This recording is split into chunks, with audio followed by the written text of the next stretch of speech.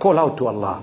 Make dua. We call it supplication. Keep on making a supplication. Your problem might not be resolved in 1 day, 2 days, 1 year, 2 years. But wallahi, if you continue with your patience, with your prayer, with your supplication, humble yourself, thank Allah for what you have, a day will come when you will receive such victory that you will be smiling all the way. That day has to come. After the darkest hour of the night, guess what you notice? Daybreak. Subhanallah.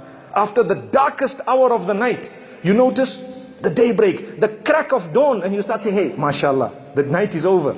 Subhanallah. The same will happen to your problems, your issues.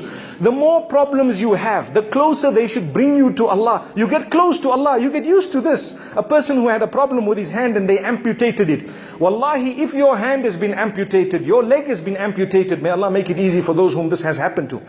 Those whom this has happened to have fallen into a few categories. I want to make mention of 2 of them. One is those who are depressed because, hey, I lost my leg, I lost my leg, I lost my leg, I don't know what to do, it's amputated, now look, I don't have a leg, what's going to happen to me, how am I going to walk, all those questions are there.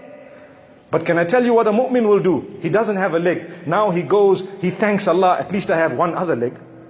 He thanks Allah, at least I'm living.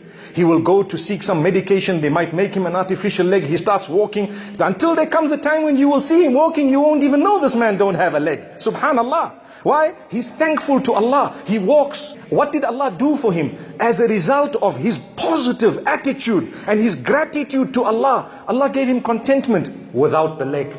Subhanallah. Amazing. But the same problem in another person who just continued to complain, what will happen? He becomes depressed, he now needs medication for psychiatric assistance or, solution and so on, and he will not be happy up to the point of death. The other man is working, he's got a good job, he's driving, everything is happening. This is the same with us when we have our problems. Your marital problem, any other problem, social problem, financial problem. Today we are discussing financial problems because we are all going through it. I don't think there is a single exception in our society and community. So you have to thank Allah for what Allah has bestowed upon you. You have to look at it positive. Keep on going. One day, you may think, I'm never going to make this. No, with Allah, you can do it. I promise you, with Allah, you can do it. Get close to Allah. Keep trying. People may swear you. They may say things to you. You may go through the roughest patch. Trust me, with Allah, you will come out of that. Trust me, with Allah, you will come out of your problem. But you need something.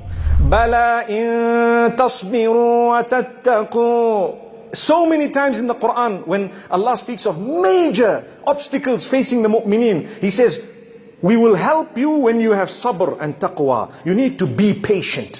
When you are patient, don't tell everyone, I'm making sabr. I've heard people say this, I'm making sabr. I'm making sabr. Why are you spoiling your face? Why are you telling the world you're making sabr? Keep quiet. Sabr is such that you should know you're making the sabr. You don't need to tell the world you're making the sabr. You just pretend like nothing is wrong, such that when people see you, they think, wow, this person's got the life. That's what they think. But only Allah knows, you are struggling.